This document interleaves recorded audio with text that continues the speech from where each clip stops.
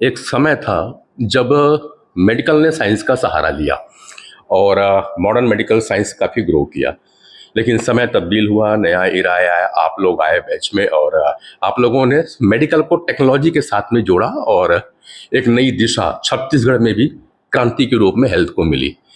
फिर बदला अभी, अब टेक्नोलॉजी और एडवांस हो चुकी है, मोबाइल हाथ में आ चुका है, नए नए सॉफ्टवेयर आए हैं, तो मेडिकल और हेल्थ इंडस्ट्री में भी अब सॉफ्टवेयर का सहारा लिया जा रहा है। आप रोबोटिक सर्जरी करने लगे हैं, लेप्रोस्कोपी से आपका नाम हुआ था छत्तीसगढ़ में।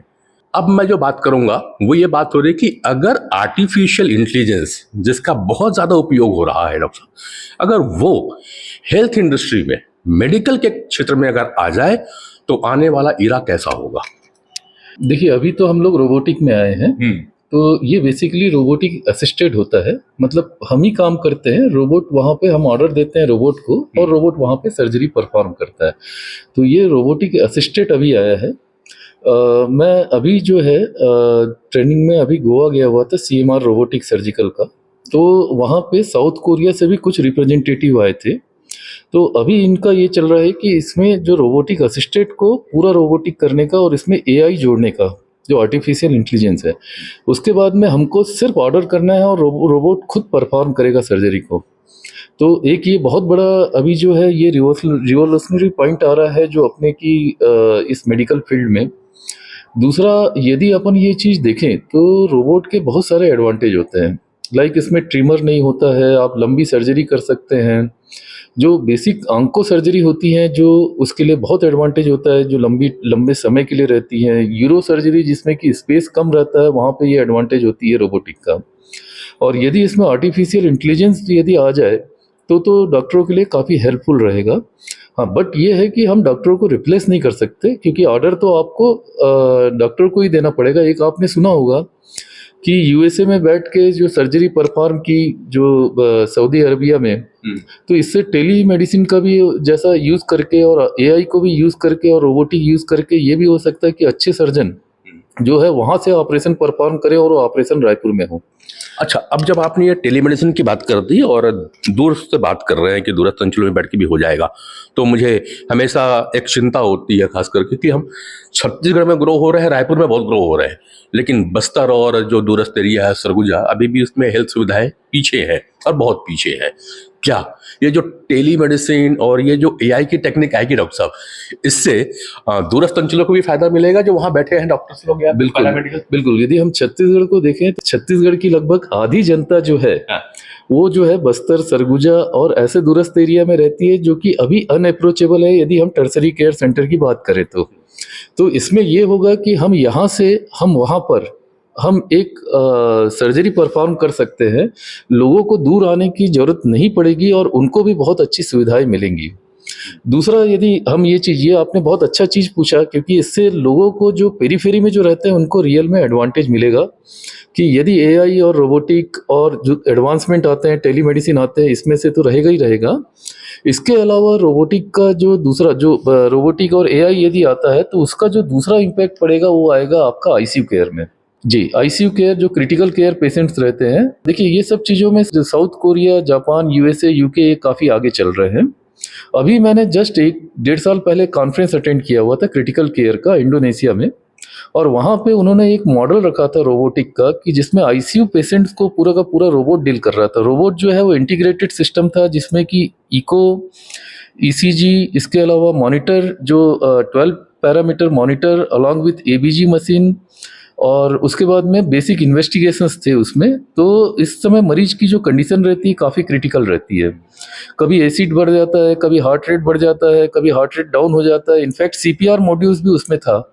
तो ये सब चीज़ जो था वो रोबोट मेंटेन कर रहा था उसको। तो अभी ये चीज़ अभी तो आई नहीं है क्योंकि इसको FDA अप्रूव्ड लगता है, काफ़ी लगता है। बट ये भी सिस्टम चल रहा है कि ICU जो है वो पूरा रोबोटिक असिस्टेड ICU हो जाएगा। तो उसमें ये रहेगा कि ये छोटे छोटे पैरामीटर्स लाइक सोडियम कम हो गया, पोटेशियम कम हो गया, इन्फेक्शन हो गया, हार्ट रेट कम हो गया, एसिड एल्कलोसिस हो गई, तो ये सब चीज़ जो है इंटीग्रेटेड सिस्टम जो है वो मॉनिटर कर लेगा। तो जब ये चीज़ें होंगी तो जो छोटी छोटी जो जिसमें कि डिटेक्ट करने में भी टाइम लगता है, ये यदि आप लगाएंगे तो ऑल्दो डॉक्टर्स का पूरा रोल रहेगा, डॉक्टर ही उसको कंट्रोल करेगा, बट ये काफ़ी हेल्पफुल हो जाएगा, करीब करीब 70 to 80% डॉक्टर्स के लिए हेल्पफुल हो जाएगा कि उसकी मॉनिटरिंग बिल्कुल सही टाइम टू टाइम होगी और एक एक छोटी छोटी चीज़ों को भी ध्यान रखेगा। तो इससे जो है पेशेंट का आउटकम काफ़ी अच्छा हो जाएगा। मतलब ये है कि देखिए कुछ चीज़ें हैं, मेडिकल साइंस की लिमिट होती है। जो टर्सरी स्टेज कैंसर है उसका कोई बहुत ज़्यादा ट्रीटमेंट नहीं होता, बट हम एक्सटेंड कर सकते हैं। हाँ, लेकिन ये है कि जो क्रिटिकल पेशेंट्स होंगे उनको काफ़ी अच्छा हो जाएगा। एक प्रश्न दिमाग पे और आ गया, वो ये आता है कि जो आप सर्जरी करते हैं, खास करके कैंसर जैसी सर्जरी होती है, वो काफ़ी उसका जो ट्रीटमेंट है वो प्रोलॉन्ग रहता है, बहुत लंबा समय तक रहता है। और एक तो वो आईसीयू में या फिर जनरल वार्ड में भी काफ़ी समय तक अस्पताल में रहता है। फिर जब उसको डिस्चार्ज करते हैं तो भी उसको घर पे एक बेड की ज़रूरत पड़ती है, बेड साइड असिस्टेंट की ज़रूरत पड़ती है, केयर है। क्या इन चीज़ों पे भी एआई आने से लाभ मिलेगा क्या? बिल्कुल आएगा, क्योंकि इसके बाद में होम आईसीयू जैसी चीज़ जो है वो प्रचलित होगी। क्योंकि आपका एक जो है एक जो क्रिटिकल इल पेशेंट्स रहते हैं, जो काफ़ी ज़्यादा इमिसिएटेड रहते हैं या लंबे बीमारी से रहते हैं, जिनको कि बहुत समय तक आप हॉस्पिटल में नहीं रख सकते, लाइक कैंसर हो गया या न्यूरो का हो गया या पैरालिसिस वाले पेशेंट होते हैं, इनके लिए होम केयर में तो होम आईसीयू करके एक नया कॉन्सेप्ट आने वाला है, यदि ये एआई और रोबोटिक असिस्टेड आती है तो। और ये काफ़ी हेल्पफुल रहेगा। But the unfortunate thing is that कि इनके कास्ट बहुत ज़्यादा रहेंगे शुरुआत में, बट जैसे जैसे ये यूज़ होते जाएंगे उसके कास्ट भी कम होंगे और ये जो है पेशेंट के लिए बिल्कुल भी बेनिफिट रहेगा। राइट। आप बात कर रहे थे रेडियोलॉजी और इस पे, हालांकि जो भी मैं भी पढ़ रहा था डाटा जहां जहां के भी निकाला, तो उसमें भी कह रहे हैं कि रेडियोलॉजी डिपार्टमेंट पे इसका बहुत ज़्यादा रोल होने वाला है। तो क्या रेडियोलॉजिस्ट की क्षमताएं कुछ कम हो जाएंगी? उनके लिए कोई रिस्क फैक्टर है क्या? नहीं, देखिए मेडिकल साइंस में एक चीज़ तो है, मेडिकल साइंस जो है ये मैन डिपेंडेंट है। आप कितने भी टेक्नोलॉजी ले आइए, लेकिन डॉक्टर्स की जो इम्पोर्टेंस है बिल्कुल भी कम नहीं होगी। इनफैक्ट डॉक्टर की क्वालिटी बढ़ जाएगी, एक जो क्वालिटी केयर है वो बढ़ जाएगा, बट डॉक्टर ही ऑर्डर करेगा। कारण क्या है कि डिसीज इतनी ज़्यादा है ह्यूमन बॉडी में, वेरिएशन इतने ज़्यादा है कि उसको आप एआई या रोबोटिक या कोई भी एडवांसमेंट सिस्टम से आप उसको ओवरकम नहीं कर सकते हैं। डायग्नोसिस ही इंपॉर्टेंट चीज़ होती है और डायग्नोस करने का काम तो डॉक्टर ही करेगा, क्योंकि इतनी ज़्यादा वेरिएशन है बीमारियों में कि आप सिर्फ इसके ऊपर डिपेंड नहीं रह सकते हैं। तो डॉक्टरों की इंपॉर्टेंस बिल्कुल भी कम नहीं होगी, मैन पावर बिल्कुल भी कम नहीं होगा, क्योंकि ये जो रहता है और एक जो पेशेंट्स और डॉक्टर के बीच में जो विश्वास है, जो कॉन्फिडेंस है, हाँ इसमें क्वालिटी केयर आपका डेफिनेटली इम्प्रूव होगा। मैं रेडियोलॉजी की बात कर रहा था, तो रेडियोलॉजी में आप 4D सीटी स्कैन आ रही है, अभी तक हमने जो सुना है 256 स्लाइस तक सुना है सीटी स्कैन, अब जो आ रही है 500-600 स्लाइस आ रही हैं और वो 4D के साथ में आ रही है। एमआरआई भी ऐसी एडवांटेज मिल रहा है, एमआरआई का भी। तो ये सब चीज़ें होंगी। कार्डियोलॉजी डिपार्टमेंट में भी काफ़ी ज़्यादा है। इको आप जो है बेड साइड नहीं, आप मोबाइल में भी आप इको कर सकते हैं, आप सोनोग्राफी कर सकते हैं मोबाइल में भी। तो ये सब चीज़ बहुत हैंडी हो जाएंगी, रेडिएशन फ्री होंगी ये सब चीज़ें, और एआई सिस्टम से डेफिनेट एडवांटेज मिलेगा, क्वालिटी केयर में होगा। बट हाँ, डॉक्टरों की इंपॉर्टेंस कम नहीं होंगी और ज़्यादा बढ़ेंगी। डॉक्टरों का स्टैंडर्ड बढ़ेगा, डॉक्टरों की क्वालिटी बढ़ेगी। मेडिकल साइंस का जो अभी जो स्टैंडर्ड है, डेफिनेटली आज जब हमें बात करें 20 साल पहले की, तब ऐसा होता था कि सीटी स्कैन, पेट का सीटी स्कैन मतलब बहुत बड़ी बात होती थी। तो आज हम उसको ओवरकम करके यहाँ आ चुके हैं। आज हम लोग यहाँ ट्रांसप्लांट कर रहे हैं, आज हम यहाँ रोबोटिक सर्जरी कर रहे हैं, आज रायपुर में भी सब कर रहे हैं। तो देखिए डॉक्टरों का इंपॉर्टेंस और बढ़ेगा। बट इन सब चीज़ों के आने के बाद में एआई सिस्टम हो गया, रोबोटिक सिस्टम हो गया, आपकी टेलीमेडिसिन हो गई, ये सब चीज़ों के कॉम्बिनेशन से दूरस्थ एरिया के पेशेंट्स को फ़ायदा होगा।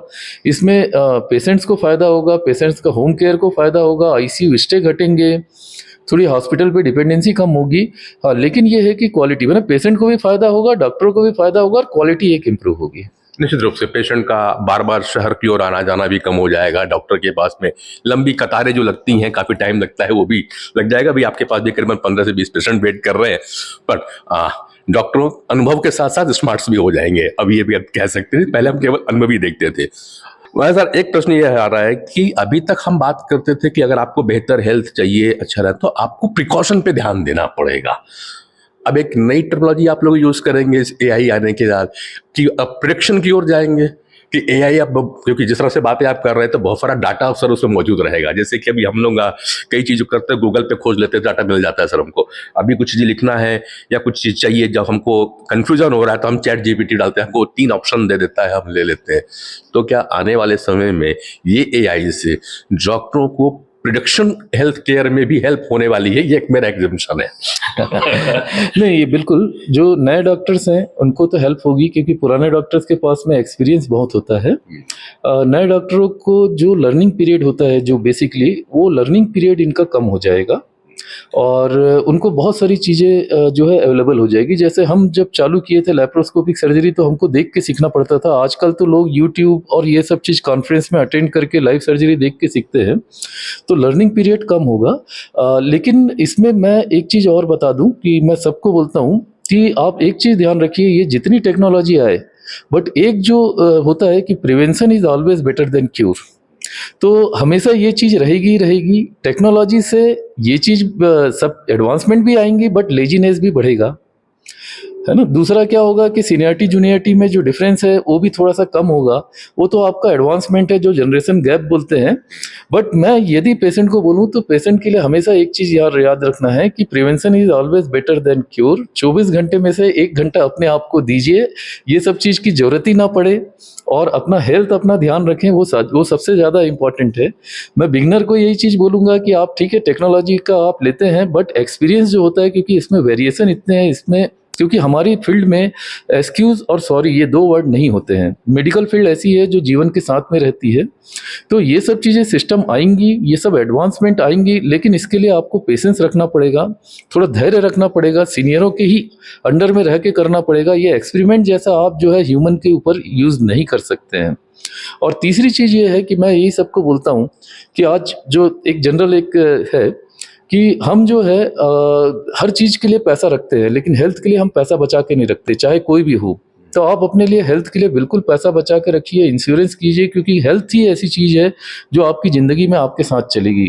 आपकी फैमिली नहीं चलेगी, आपका पैसा नहीं चलेगा, आपके यार दोस्त नहीं चलेंगे, लास्ट तक आपके साथ यदि कोई रहता है तो हेल्थ रहता है। तो हेल्थ पे 24 घंटे में से 1 घंटा अपने को दीजिए, योगा कीजिए, प्राणायाम कीजिए, चलते हैं तो चलिए, जो भी करना है एक्सरसाइज कीजिए, लेकिन 1 घंटा अपने आप को दीजिए। और दूसरा ये है कि हमेशा हेल्थ के लिए कुछ पैसे बचा के रखिए, क्योंकि हेल्थ इमरजेंसी होती है और इमरजेंसी को अपने को समझना पड़ेगा। Prevention is always better than cure.